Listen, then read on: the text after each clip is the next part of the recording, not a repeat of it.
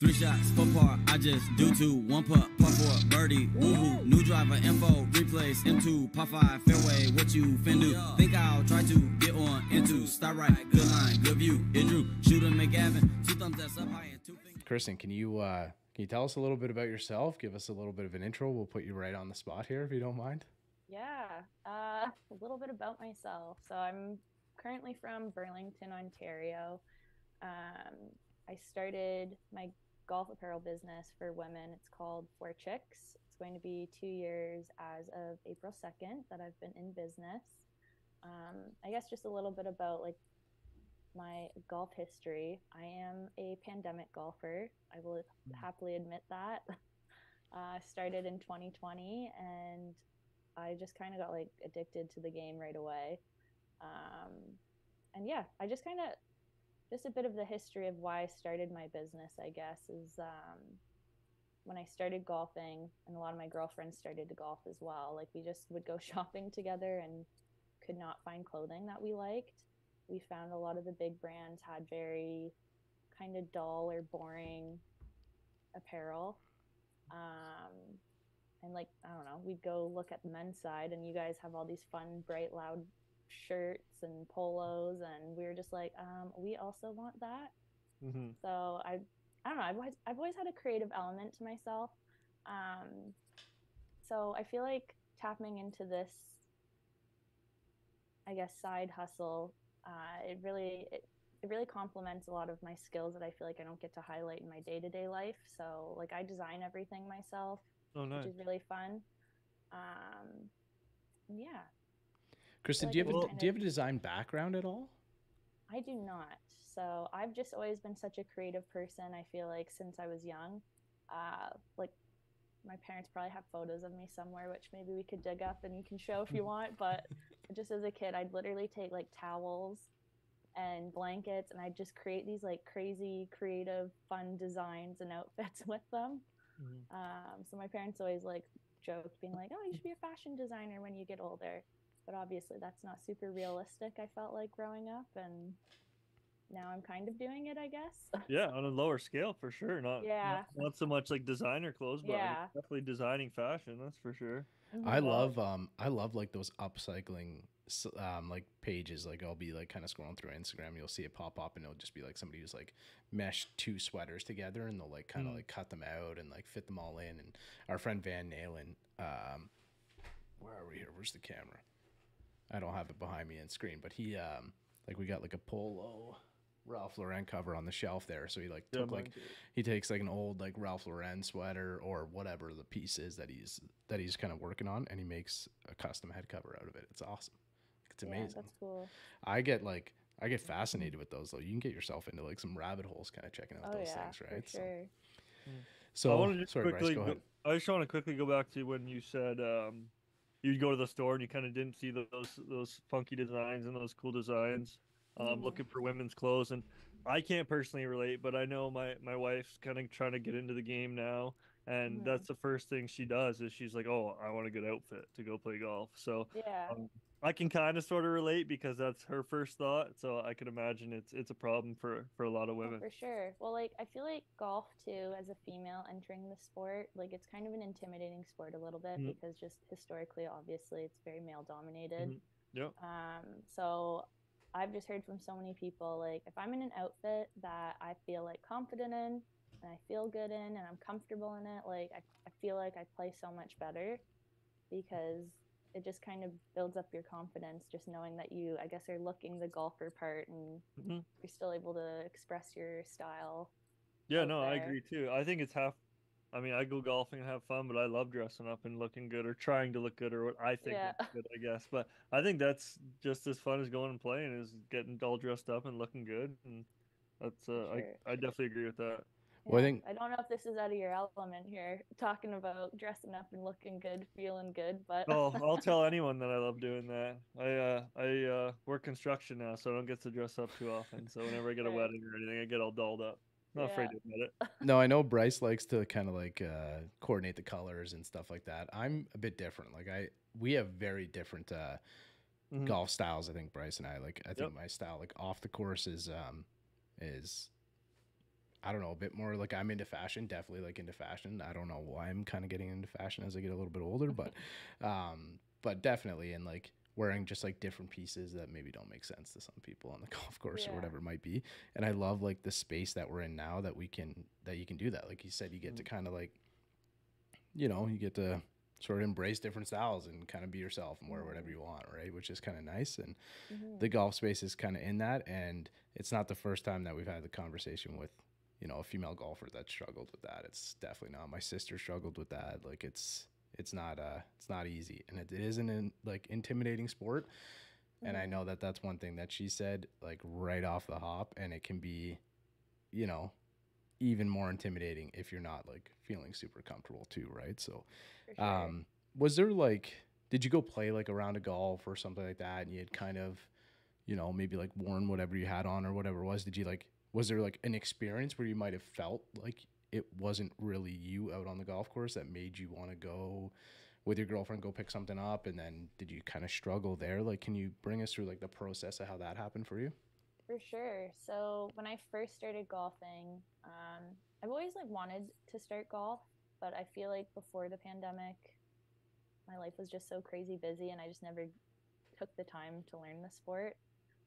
But then once the pandemic hit, I did take the time, but I was kind of trying to do it on the cheap end just at the beginning to make sure that I liked it. So I think I went to Winners to find my first couple of polos Love and like Winners. golf pants. And it was a good deal, but I do remember like wearing them on the golf course and just didn't feel like me. I felt like the material was just an awkward material. It didn't like move nicely like with the swing and everything. So we'd try and go shopping at other stores, like some of the big box stores like Golf Town or Sport Check. And I think we tried Sport Check first, and the women's section, like I do not lie, like it was literally, I had to ask where it was because you couldn't find it. It was literally just like this tiny little rack in the corner, and it had like 4 items on it. And I was like, so this is it? That's the entire women's section for this ginormous store? And they're like, yeah, the men's section's over there, of course. And it had like a billion flippin' polos. I was like, are you kidding me? So then we go to Golf Town, and it's just kind of the same thing. We found a lot of like the way that the clothing fits. It was a lot like longer in length for the shorts or the skirts. Like I'm not trying to dress where like my butt's hanging out or anything, but it was just kind of like designed for like the older retired woman we found. And just even the polos, the way that they fit too, they're just very baggy, not form fitting. So yeah, we just couldn't find anything that we liked. We also found a lot of floral prints. It seems like all the big brand names think women want floral all over for their golf outfits, which is nice every once in a while, but we definitely want more than that. And the bottoms too. This is one thing, if you ever purchase any bottoms from me, you'll find tons of pockets in them. Because again, I find the big brands forget that us women also need pockets in our pants and our skirts when we're golfing. Like we have golf tees, golf balls, we've got all this stuff that we have to carry on ourselves too. So that's kind of what shifted my mindset, I guess, into like maybe I can design something that actually works because I golf and I know what we kind of need. So I'm thinking, I'm a huge Office fan. I'm thinking this one time where Michael wears like a woman's suit and it doesn't have pockets in the pants. Yeah. I was like, I was just like, why doesn't it have pockets? I don't understand like why it wouldn't have pockets regardless of like, maybe you don't need your like wallet pocket, I guess, but like it just doesn't have pockets at all. And I thought to myself, I was like, yeah. So when you're kind of relating that to golf, like the golf gear, you're like, okay, yeah, I got my ball marker, my tee, like you almost need them. Like you do. How do you not have pockets, right? Luckily, I have long hair, so before I could find like pants with pockets or a skirt with a pocket, like I'd throw like tees in my ponytail or something like that. Or just like your golf glove, and like there'd be times where I'm taking my golf glove off, and I'm like, oh, I guess I'll just have to throw it on the ground while I like putt because there's nowhere else to put it. Or like, with all due respect, the people designing a lot of the stuff are probably not really thinking about the female golfers, right? They're probably like, you know. I think that's a big thing. I think that's why those designs were made that way, like not in a rude way, but I feel like it's probably like a guy designing some of this stuff for women. I don't know, it's kind of rude. Like it's kind of like there could be probably more true, though. There could be more input from females to be able to like to make it more, I don't know. I even find stuff like that I'll put on, it just doesn't, like I'm a bigger guy, I'm like a couple 100 pounds, like I'm like used to be into like weightlifting, and like some of the stuff's just like built for Bryce, you know what I mean? Like he's a tall, like thin guy, and it like, so then I'm like searching for different things, and then I end up finding something like that is not golf related, but I think is really cool, so I wear that anyway. So it's, you get to kind of be an individual in that sense, but with it, I would like, it has to be functional. Like it has to be functional on the golf course, right? Like regardless if it's for men or women, right? So was that when you kind of started the process, Kristen, to start designing something? How did you start? Like, did you get feedback like from some of your girlfriends that you were golfing with and stuff, and then started to look into it? Like, was there? Yeah. So I guess like the feedback was that like Golf Town as well, or just like any big store, like apparel is very expensive. Like you'll go in and you're spending like $100, usually over $100 after tax for just like one item. So that was a complaint for like more younger female golfers, where we're just maybe getting established in our careers. So it's like we don't want to be spending that much money on a polo as we're kind of just getting into a sport. And then as I kind of mentioned before, you see the men's side, you guys have such fun designs. And I know a lot of women were like we want to express ourselves with like fun, obnoxious shirts too, but like we're just getting all this really girly floral stuff. So yeah, I kind of, and the functionality, I guess, of it all too. So like when I got into it, I just really wanted to make sure that I could create like comfortable clothing that like moves well while you're swinging and throw it around. I really wanted to make it functional. So having all the pockets and whatnot, and like affordable as well. So that was like my main goal. So it was actually funny. This whole idea started, my boyfriend and I were on vacation. We were at a brewery, and we saw like these fun design koozies as we were having a beer, like up on the shelf. And I was like, there's this one that was kind of like fun Hawaiian themed. And I was like, that would be such a cool women's polo. Like I'd wear something that loud and obnoxious on the golf course, and I know other people would too from who I've talked to. So we just started talking and really like exploring that there is a huge gap in the women's like golf fashion industry. So I was just like, you know what, I'm gonna keep kind of researching, see how you'd even start your own fashion business, how would I even get it manufactured, like all this stuff. And I probably took like a solid month of just full research, found some manufacturers, and I ended up just ordering samples just to test out the quality. And after like a few trial runs, there were some pretty bad samples that I received, but then I ended up narrowing it down, and I've found a few manufacturers that I'm really happy with. So that process for you, Kristen, like when you're designing something, like I love that idea that you'll like see something, you'll take inspiration from something, and then kind of like build it however that designing process works for you. And then you'll put it together yourself, you'll send it over to a designer and kind of work with them one-on-one? Yeah. So it started out with me fully just like pad and paper, friggin' Crayola, pencil crayons, just drawing out colors and everything. And then I'd send them a photo, and then they like brought it to life more like a graphic design kind of way, and they'd send it to me.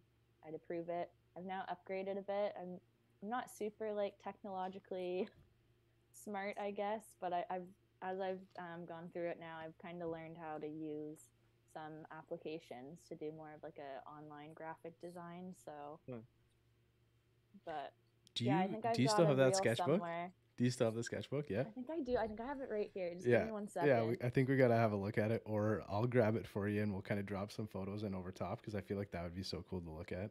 It's like all those things, like I look back, Bryce, on like I have a notebook from like our first few episodes, and like sometimes I'll kind of open it up. Crap like, ton of notes probably. Yeah, and just like looking at some of the things, like even just some of the conversations and stuff, and some of the guests that we've talked to and stuff. It's really cool to kind of go back and check some of that stuff out. Well, I have something similar too. All the head covers that I've had done for me, they all go on paper. They look like they don't look great, but the idea is there, right? And that's, I think, Kristen, that's kind of what you started Oh, for as. sure. You had the idea on paper and someone kind of brought it to life. Oh god, there's some like really bad ones in here. I love that. Like our friend, those are the cool ones. Though. They are the cool ones. They definitely are. Our friend, his name's Cousin Clubs on Instagram. So if you're into like the best like divot repair tools that you can get pretty much in the market, like he does like complete handmade ones, and he sketches them all out and sends you that sketch with the tool that you get. It's really really impressive. But can we see a couple? Okay, so this is like my first design. I don't know if you can see it. That's so good. So it's got like little elephants on it. That is insanely better than anything I could even think of. Okay, to be fair, to get the polo shape, I like put the piece of paper up onto my computer to like trace it out. I wouldn't have even thought of that. So there you got one up on me there. That's a great idea. Another polo. Still got like 2 left. If you guys want any, get some for your wife. That's so cool. That's so great. I thought this was so fun. So it was supposed to be like a pineapple design. Yep. That's pretty damn good. That's you have that one on it's the not website, terrible, but like pineapple one? They made it a lot better. Okay, funny story about this pineapple polo. So apparently there's a meaning for an upside down pineapple. Yeah, Are you guys aware of that? Yeah. I was not when I designed this polo. So as you can kind of tell, some of the pineapples are upside down. Hey. So, we just went on a cruise, and it's some cruises it's very prominent on cruises, and that was I thought about that. I had no idea until like I was so proud. My first season, I'm like rocking this pineapple polo out on the golf course, and of course there's like a group of like guys all ahead of us, behind us, and they start chatting my friends and I up, and he's like, "So, you're a swinger?" I was like, "What?" He's like, "Upside down pineapple?" I was like, "What?" Like, oh, I was like, "Please explain." He's like, "Upside down pineapple means you're a swinger." I was like, "Oh my gosh, no." I've like sold this polo to like so many people, like, and they probably don't know what the meaning is. But there's a lot of people that don't know. I don't know if it's something to like be concerned about though. Well, no, I think it's kind of funny, but just at the time, I was like, "Oh my gosh, of course." No, it's light. It's definitely funny, and it's I don't know, it's super inclusive. Whatever, just whatever it is, right? So, I mean, still, I think if you had like 10 people in front of you, I bet you two or three of them would know. Like, you know what? Would relate that, I guess. Kristen, you're a saleswoman, and you might have sold some upside down pineapple polos because of that, right? Honestly, I've thought about that regularly. I'm like, maybe some of those sales were to. You never know, and hey, it's that's okay. Sales is sale, and if they like it, if they like the quality, that's great. If they like the design, that's awesome. So that's pretty funny. There's no such thing as bad publicity. No, that is pretty funny though. That's pretty good. It was just good because I had no idea, and then someone just is like, "Oh, upside down pineapple." I was like, "Huh." I can like picture this cringy like guy on the golf course too talking about it. That's a tough thing to say. And he's just like, I'm not trying to make this like a woman versus men on the golf course thing, but like it is funny being a female golfer out there sometimes. Some of the stuff guys say to you, it's just like, can you it's okay. We're okay with it. Can you give us a couple experiences or even just one? Oh, I just feel like so first of all, I find that people really love to give you advice when you're out there. Yeah. And sorry, this is probably a little like derogatory, but just the one time the guy was giving me like advice on how to hit it on like an uphill stance if you're like with an uphill lie, and he's like, "You just gotta spread your legs, sweetie, spread them." And I'm like, "What?"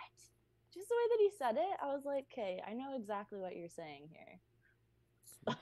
I'm trying to think of I saw it like recently. It was I can't remember her last name right now. It's escaping me. I'm pretty sure it's Georgia. What is her last name? And somebody had posted like, so she's like a golf instructor. Like she's a super high end like player. Like she's a professional golfer, and there's just some guy, and she's like working on a swing thought at the moment. Like I think she's working on like a bit of a draw or like a low draw or something like that.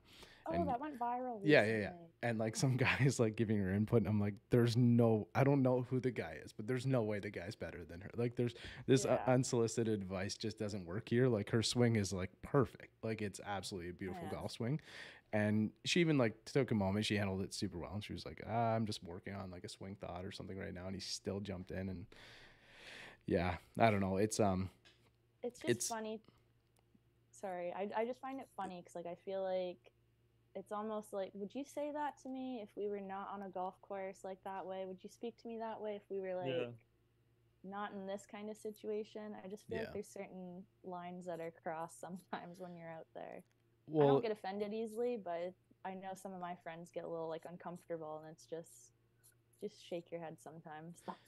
Too, like we have to remember too, like Bryce has still got some Canadian blood in him there. So like the best golfer in Canadian history is a female, right? Like so it's we're very, very lucky to like we got Brooke Henderson in her prime. She's already the best golfer in Canadian history. And I'm like a massive Mike Weir fan. Like he's won the Masters. Like I get that, but she's got a couple majors. She's up to 11 wins or something now too, which is pretty wild.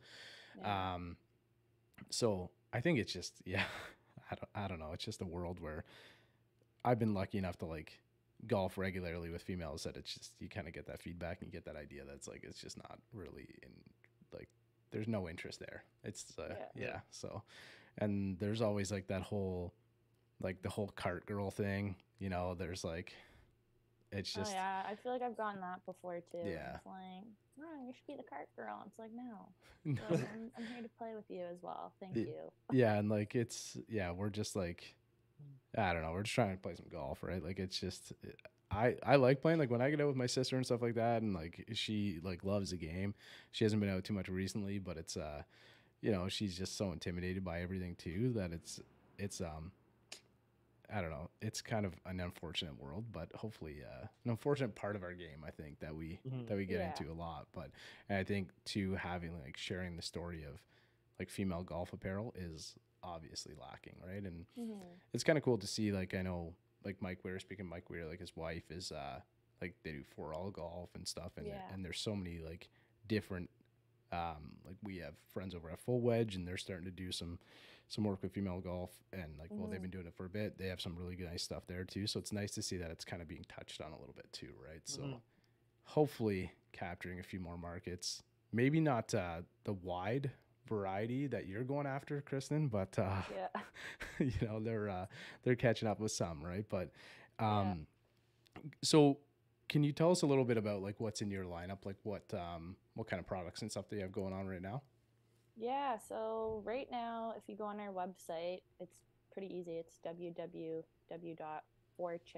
like FORE.com. Love that. Again, that'll be in the show notes for anybody in the episode listening right now. If you kind of want to go down and click it, the link's directly below in the show notes. Sorry, Kristen. Yeah.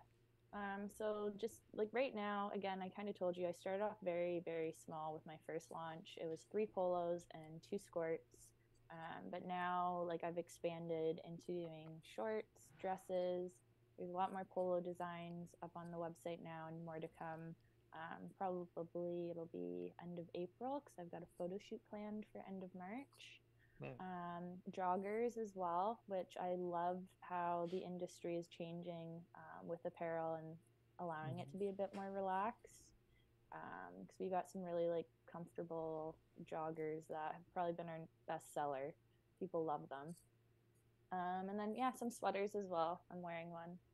It's our sky blue crew neck. But yeah, I was gonna say that's definitely my favorite one. It's just got like the nice like subtle like embroidery. I like that a lot. Like the blue on blue too. Yeah. Well, I know people are always like you want to have your logo like in everyone's face. So maybe I'm not doing business right, but I kind of like the subtle logo on some items. Like there's a lot of people that like the clean, like murdered out in quotations, like style. Like I know.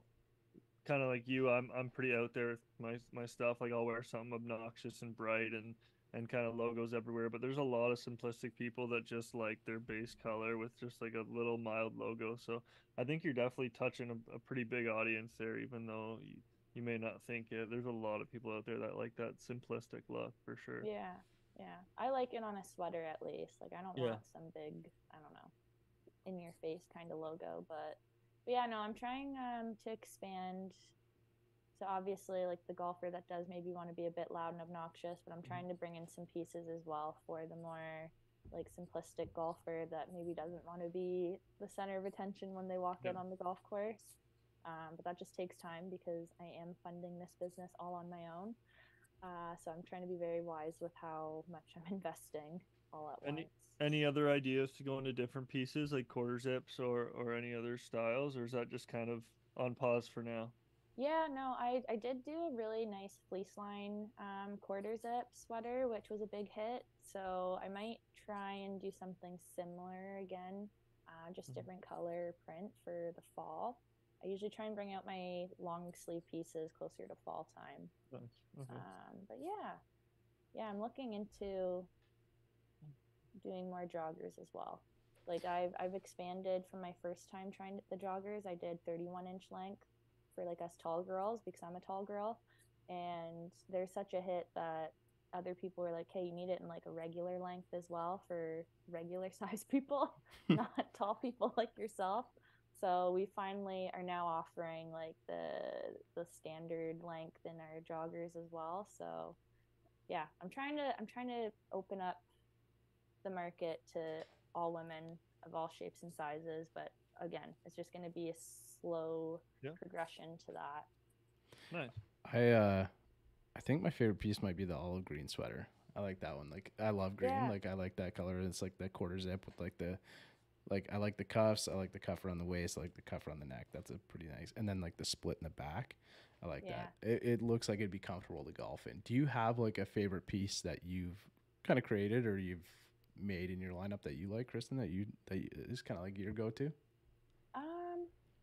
There's a lot. I feel like every single time that I launch something, there's like a new favorite that I really like to go to. That olive golf sweater is just a classic piece for me because it's really easy to wear on the golf course and off the golf course. So that's something that I try to do with like my fall stuff is I want it to be versatile since our fall season is usually pretty short. That one's a classic because it is fleece line, so it's like perfect for winter. Out of my new lineup, I don't know if you saw it on my Instagram because it's not on the website yet. I created a cheeseburger polo. I saw that. I think you were wearing that one at the Niagara show, right? Yeah, I was wearing it at the Niagara show because I was like, hey, I have to wear this for people to want to buy it because I feel like just it on the hanger, it doesn't sell as well. I almost didn't even put it in the lineup because I was showing my boyfriend the designs. He's like, I don't know if girls are going to go for like a cheeseburger polo. I was like, but I'm a girl and like, I want a cheeseburger polo. So we'll see. And it was such a hit. Like so many people bought that polo that day that I was wearing it at the Niagara Golf Show. Like, oh, you had some with you at the show? Yeah. Yeah, I did. Like I sold, I don't know. I sold quite a bit of those that day. Even like one lady, she was just there as a vendor. She's like, I don't even golf. I'm just here as a vendor, but I do work at a burger place. I'm going to buy this polo so then I can like serve people burgers in a burger polo. I was like, give her. That's genius. Like, all for it. It's moisture wicking. So if you're hot and sweaty flipping those bergs, like multi-purpose marketing. That's great. It's perfect. And like, do you have any like ambitions to kind of get into like, we talk with so many brands that are like into golf, but like streetwear as well. Like, or do you kind of like, I know you said you're sort of starting small. It is funded by yourself. Are you trying to keep it like just in the golf space right now? Yeah, like I think I'm focusing on the golf space. Like I said before, my fall stuff, I kind of do make it a bit more streetwear. Like those joggers, for example. Right.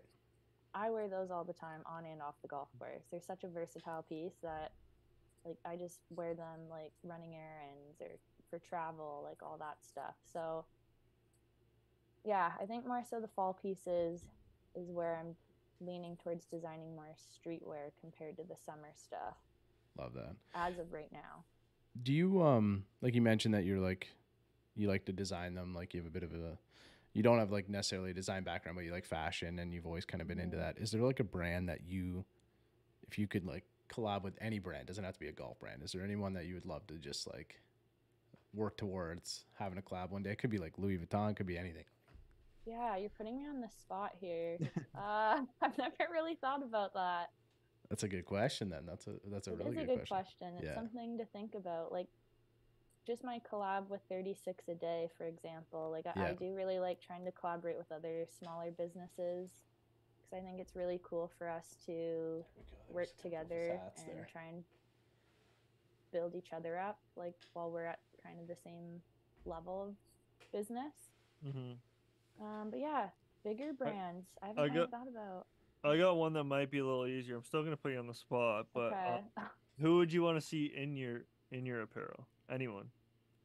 Well, obviously golf related. I think it'd be super sick if Brooke Henderson, if I could get her to like rock a polo at a LPGA event or something. Yeah. If I'm not mistaken, she's a big jogger wearer. She wears a lot of clothes, doesn't she? Yeah. I should try and figure out how to connect with her just to see. Yeah, just find her address and just ship her. Yeah, just ship her Brittany something, and maybe it'll end up there one day. We've got a good friend here, Lauren Zaretsky. So she was I think 2022 Canadian women amateur champion, and she's at Texas A&M, I believe, right now. Hopefully, I didn't say that wrong. Hopefully, it's not Texas Tech, and I got it wrong. Huge rivalry. That could be tough. That could be tough. I'm so sorry, Lauren, if you're listening to this one. But man, so she played in the CP Women's Open last year and got a hole-in-one in her first round. It's just wild. Wild. I think she shot like 3 under or something. So there's so many like good young golfers in Canada. It's a good time right now. I definitely think you could get it out there for sure. The burger one too. Like I feel like there's a lot of good personalities and like why not? Oh, for sure. Yeah, I wanted to move the camera. Is too aggressive or obnoxious for the LPGA, but No. It'll be all right. I think everybody's, I don't know. It's just kind of how golf's going now. Everybody's like an individual. They can kind of show their, show their interests. It doesn't hurt. It doesn't hurt to have some like character and be able to do that. Sure. But anybody watching us, if you're watching us on YouTube, this is Mike Johnny's hat here from 36 a day, the bucket hat. It's pretty cool. So, you guys did like a hat collab, I think, right? Yes. So we did 2 hats and visors. So we are doing like a ponytail hat, so you can wear your hair up in a high ponytail. So right now, it's kind of a test. It's kind of like a pilot project almost, just to get some hats out there. And we're looking for feedback from ladies to see like what works, what doesn't work. And our plan is to hopefully later this fall, or for sure by next golf season, to have like a customized hat that we've fully designed from like scratch. Oh, cool. So yeah, we're working on that. Do you find it hard, Kristen? Like, cause, like obviously you're a working professional as well. And then, you're probably have all these ideas that kind of come in and out. Do you find it hard to be able to like just capture them all, put them down like literally on paper and, sort of make those ideas come through? Do you have to sort of sift through them and sometimes give up some good ideas just because the capacity is just not there? Yeah, no, I find I have like a little notes thing in my iPhone, like in the notes app, where when ideas kind of come to me, I jot them down. There are definitely ideas that I have to kind of overlook or pass over, mostly when it comes to social media content, because I find I have all these fun ideas for social media content, but just trying to find the actual time to shoot some of those ideas is hard. So. Well, you probably got some good content at Cabot St. Lucia. That place I heard is wicked. Oh yeah, that was amazing. That I think I've peaked with my golfing experience. I don't know if I'll ever play a course that's like more beautiful than that. Yeah, I heard. Which is sad to say. Well, there's an episode coming out next week with Drew Harvey of Beyond the Contour, and he's going to list the top 100 in Canada, or so we go over them. So it's a good opportunity to plug that one for next week. Speaking of golf courses, you're out in Burlington. Before we let you go, Kristen, have you played out at Copetown yet? I have not. No? Okay. Which is crazy because it's so close. You got to go see Barry. Amazing things. Yeah, he's only got to be like probably 20 minutes away or something like that. Yeah, it's not that far. I definitely need to get out there. Yeah, you got to go see Barry. Barry's awesome, and he just is kind of doing it right for public golf. He's doing a lot of really good things for public golf, so you got to go over and check that place out. I'll be there a few times. If I whenever I go, I'll try and remember to send you a message, and we'll try and get out there and play, because I like to try and get out there a few times a year if I can. It's a couple hours or so, but it's definitely worth the drive, and it'd be so close for you, and it's such a nice course too. I don't know. I mean, it's a private track condition all the time. Yeah, yeah, it's in great shape.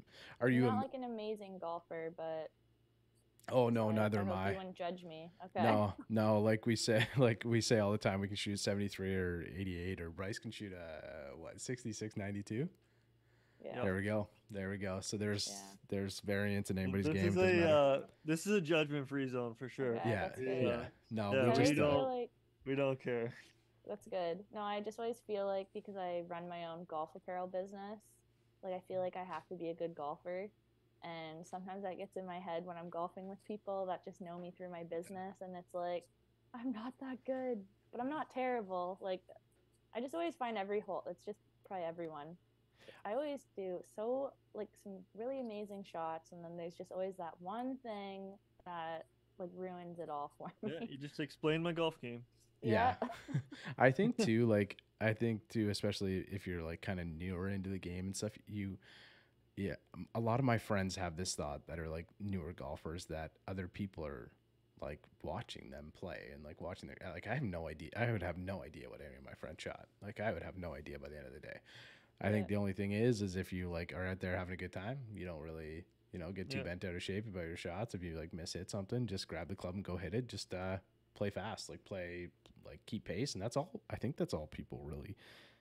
I'd have no idea what Bryce shot if him and I went out and played together. Like I would know if Bryce was having like a good day or something, but I wouldn't know what his score was. I wouldn't know if he shot, 70 or 90 or whatever it is. Like I'm sure I could kind of piece it together, but I don't think it's to worry about. I think if you're out there having a good time, that's I don't know what people are really looking for. Well, yeah, I played the other day with my buddy, and he was getting so mad, and I'm like, how many times did you practice this week? He goes, none. I go, then stop getting mad. Like you're just out here to have fun. Yeah. Like who cares? Yeah. It's just, that's my philosophy. Like if I want to get mad at shots, I got to go practice 4 days a week and actually care enough to get mad, if that makes sense. Like you're out there having fun, whether you're shooting 120 or you're shooting 60. Like it's just go do what you want and hit the ball and have fun. For sure. And keep up speed. We're big on that. This podcast is an anti-slow podcast. I know. I know Mac's all for that. I think that drives me nuts too a little bit sometimes when people are not keeping up with the pace of play.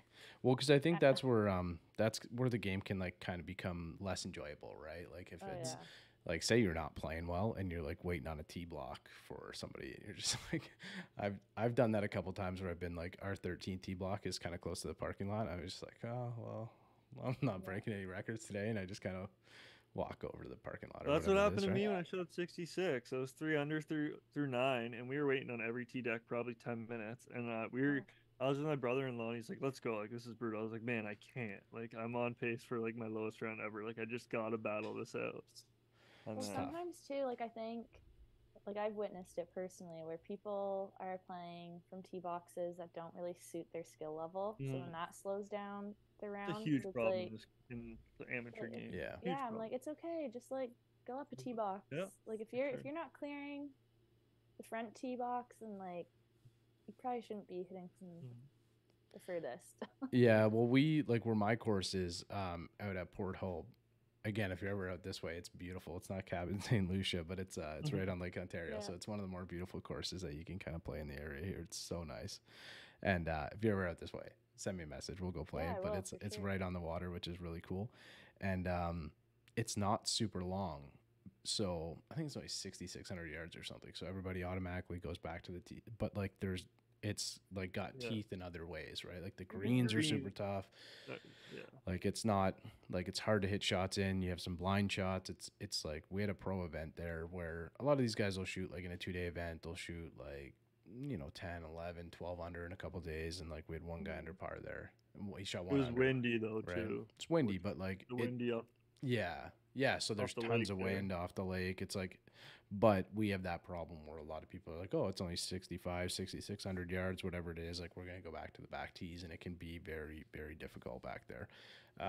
It can be difficult from any tee block because some of our greens are 130 years old. It's like a really old course too, so it's not built as much. Some of the greens are they're fast, they're hard to play.